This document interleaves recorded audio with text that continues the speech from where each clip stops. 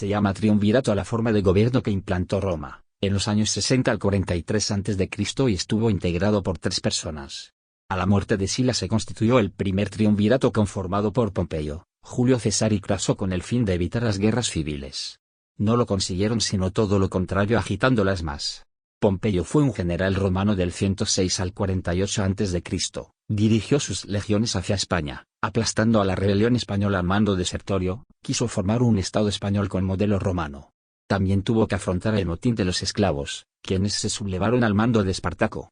Posteriormente emprendió campaña contra Mitrídates, el rey del Ponto y Tigranes de Armenia, derrotándolos.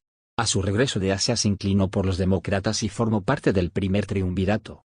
Miembro de una rica familia de provincias, Pompeyo se ganó muy pronto el apodo del Grande por sus triunfos militares. Pero su enfrentamiento con César, su antiguo aliado, acabó causando su perdición en el año 61 a.C. Se celebró en Roma una de las procesiones triunfales más fastuosas de su historia. Su protagonista era un general que entonces tenía 47 años, de atractiva presencia, porte majestuoso y tocado por la fortuna. Aquel era ya su tercer triunfo, con el que parecía coronarse una carrera que justificaba el apodo de Magno, el Grande, que el pueblo le había otorgado años antes. La historia de Pompeyo el Grande fue la del ascenso de un hombre nuevo hasta la cúspide del poder en Roma. Su familia no figuraba entre los linajes más antiguos y aristocráticos de la urbe, sino que constituía un ejemplo de linaje recientemente promocionado al orden senatorial en premio a sus servicios militares. Los Pompeyo eran originarios de la región del Piceno, en la Italia adriática. De hecho, los romanos de pura cepa les reprochaban sus ancestros galos, y su cabello rubio, una rareza en la Roma de aquellos tiempos, era visto con desconfianza. El futuro Pompeyo Magno siguió su ejemplo e hizo sus primeras armas combatiendo a los populares, liderados por Mario. La campaña más importante se desarrolló en la península ibérica, donde se enfrentó al rebelde Quinto Sertorio. La guerra sertoriana, que empezó en 80 a.C., retuvo a Pompeyo en Hispania hasta 71 a.C., un año después de que Sertorio fuera asesinado por sus propios generales. Como recuerdo de su paso por la península, Pompeyo fundó una ciudad en su propio honor, Pompaelo, la actual Pamplona.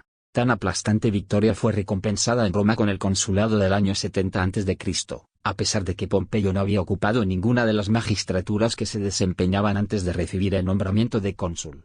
Su colega en el cargo fue el acaudalado Marco Licinio Craso, el líder de los populares, aunque no hubo demasiada colaboración entre ellos y su relación fue bastante tensa. Pompeyo fue agasajado en una ceremonia triunfal en la que se mostraron inmensas riquezas, y se repartieron 75 millones de dracmas en monedas de plata. Sin embargo, Pompeyo topó con gran oposición en el Senado para proceder al reparto de tierras que había prometido a sus veteranos. Por eso no tuvo más remedio que acercarse a los líderes del Partido Popular, Craso y César, y constituir con ellos la alianza secreta que conocemos como primer triunvirato en el 60 a.C. César se convirtió en su rival, que más adelante se volvió dictador de Roma. Se presentó ahí y persiguió a su rival hasta la región griega de Tesalia, donde la fortuna militar de Pompeyo se truncó. El 9 de agosto de 48 a.C. fue derrotado en Farsalia por el superior genio militar de César. Pompeyo se embarcó con unos 30 leales y huyó a Oriente, sin saber a quién pidiera asilo. Y se refugió en Egipto, que fue el lugar de su muerte. Marco Licinio. Tras sobrevivir a la guerra entre Sila y Fina, Craso amasó una inmensa fortuna gracias a la confiscación de las propiedades de sus enemigos y sus oscuros negocios inmobiliarios. Marco Licinio Craso ha pasado a la historia como el hombre más rico de Roma, aunque quizá fuera igualado por su colega y rival Pompeyo, y 3 décadas después fue superado por Augusto. En lo que no tuvo rival, a juicio de los historiadores antiguos, fue en su codicia ilimitada y en la falta de escrúpulos de que hizo gala para amasar su fortuna. Si a lo largo de su carrera su patrimonio pasó, según Plutarco, de 300 talentos a 7.100, fue gracias a su oportunista participación en la especulación inmobiliaria en tiempos de proscripciones políticas. Su linaje era de origen plebeyo, pero ilustre.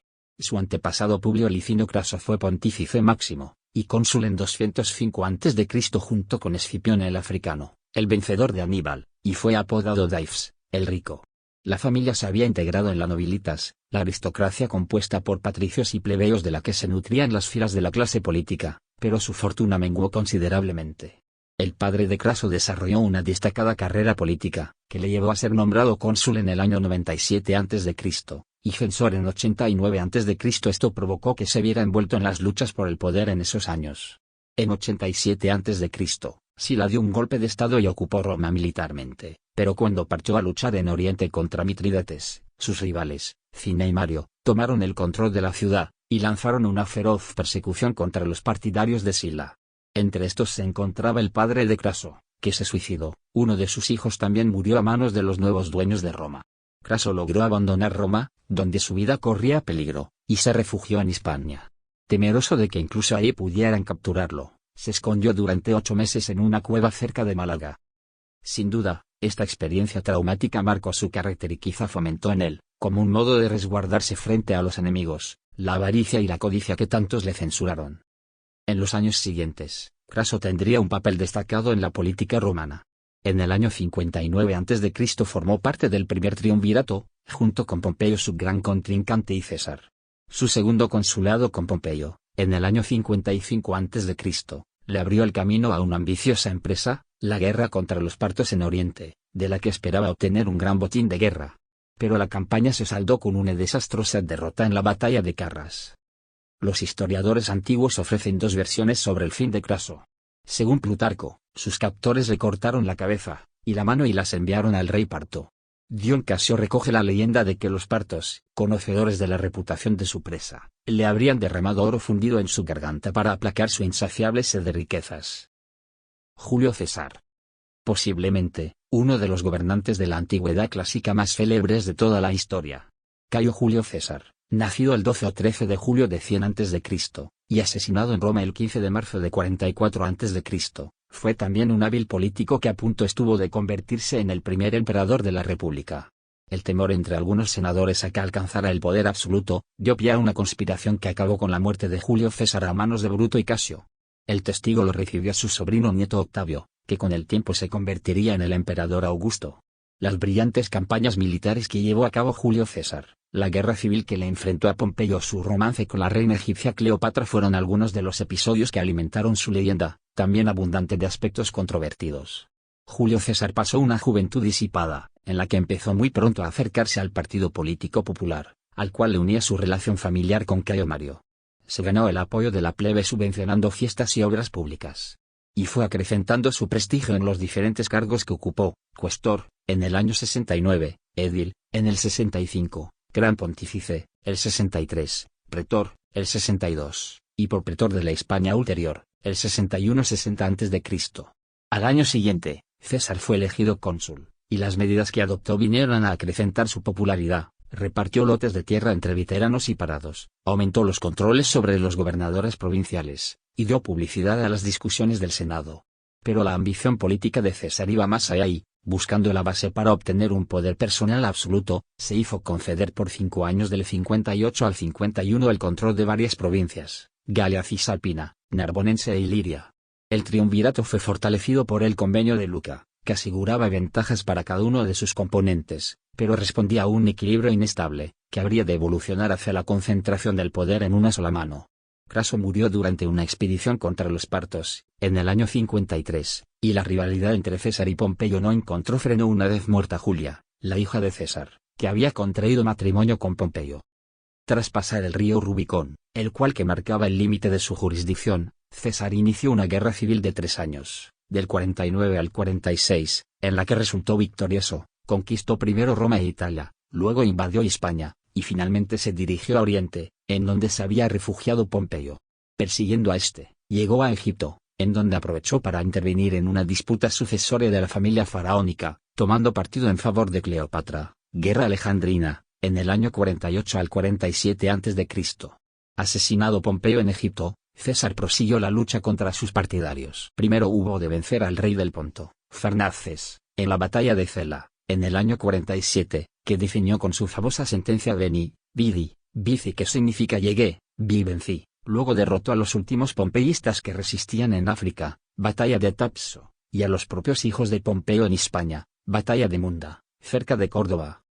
Una vez dueño de la situación, César acumuló cargos y honores que fortalecieran su poder personal: cónsul por 10 años, prefecto de las costumbres, jefe supremo del ejército, pontífice máximo, sumo sacerdote, dictador perpetuo y emperador con derecho de transmisión hereditaria, si bien rechazó la diadema real que le ofreció Marco Antonio.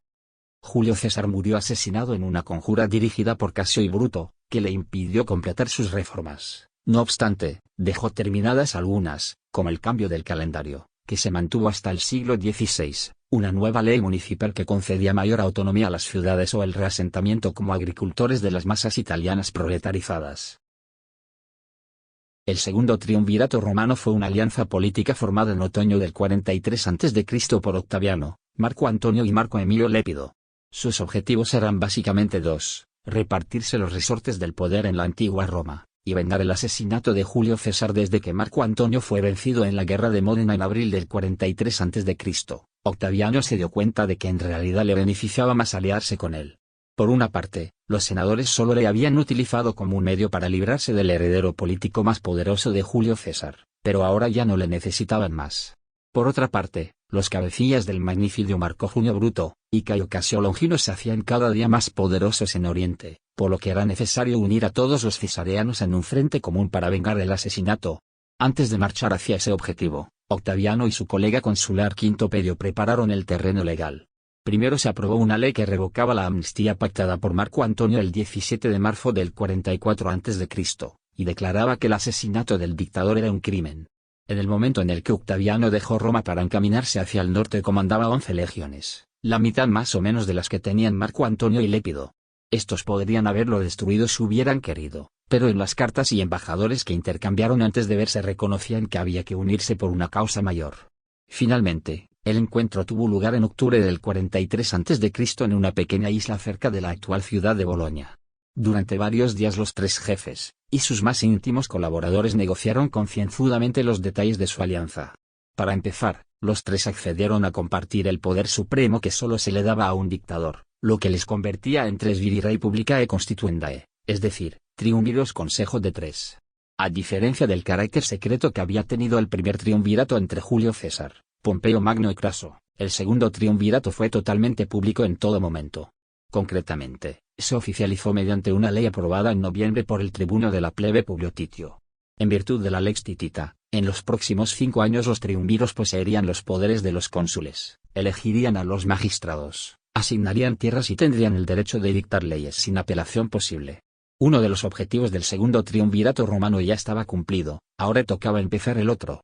Las proscripciones, es decir, asesinatos en masa legales para liquidar a los oponentes políticos, y amasar grandes sumas de dinero gracias a los bienes confiscados, fueron la fórmula elegida para cumplir la primera parte de su objetivo. Antes de llegar a Roma, los triunviros ya se habían encargado de que fueran asesinados una docena o más de hombres prominentes. La lista inicial incluía varios centenares de ciudadanos, pero el total ascendió a unos 2.300, sobre todo miembros del orden ecuestre y senadores, en los meses siguientes. Los integrantes del segundo triunvirato mataron a todo aquel que consideraron que era un enemigo. En resumen, a la muerte de Julio César, después de 3 años de contiendas, formaron el segundo triunvirato, Antonio, Octavio y Lépido. Estos se repartieron el gobierno de la siguiente manera. A Lépido le tocó África, pero se retiró a la vida privada, y abusando del alcohol. A Marco Antonio le correspondió ser el gobernador de Oriente y Egipto, aquí conoció a Cleopatra donde se casó con ella. A Octavio, sobrino y heredero de Julio César, tomó el mando de Occidente, incluyendo España y el norte de África.